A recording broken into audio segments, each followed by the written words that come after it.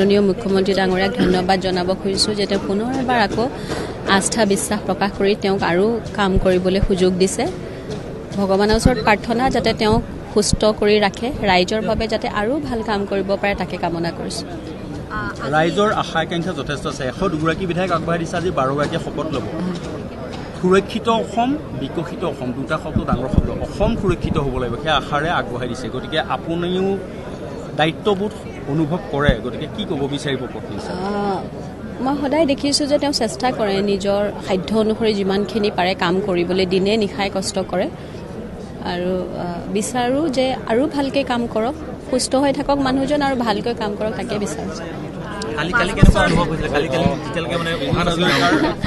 চাওক, এইবোৰ দায়িত্ব। মই কিন্তু এটা কথা কওঁ যে মন্ত্ৰিত্ব কেতিয়াও স্থায়ী বস্তু নহয়। কেতিয়াবা দায়িত্ব পায়, কেতিয়াবা নাপায়।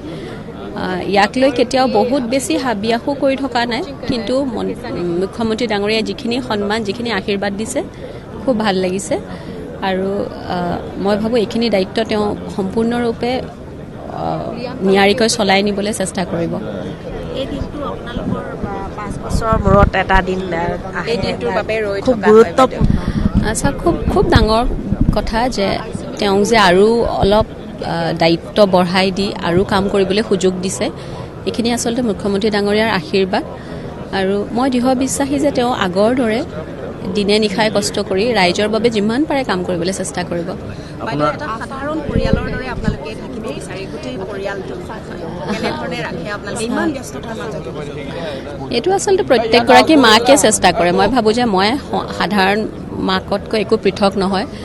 ময়ো মোৰ মাহঁতে মোক যেনেকৈ ডাঙৰ কৰিছিলে তেনেকুৱা এটা পৰিৱেশে মোৰ ল'ৰা ছোৱালীকেইটাক দিব খোজোঁ।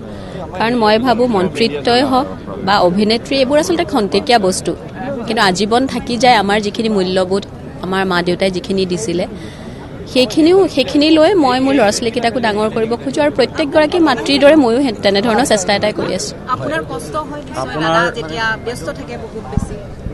কষ্ট অকণমানটো হয়, কিন্তু দুজনী মা মোৰ লগত থাকে, মোৰ শাহু মা, মোৰ মা। গতিকে এইটো আমাৰ এটা আচলতে ডাঙৰ শক্তি আৰু ইহঁতেও পৰিয়ালটো ডাঙৰ, পৰিয়াল শব্দটোৰ অৰ্থ ডাঙৰকৈ বুজি লৈছে মা দুগৰাকীক পায়। এইটো আমাৰ কাৰণে আশীৰ্বাদ।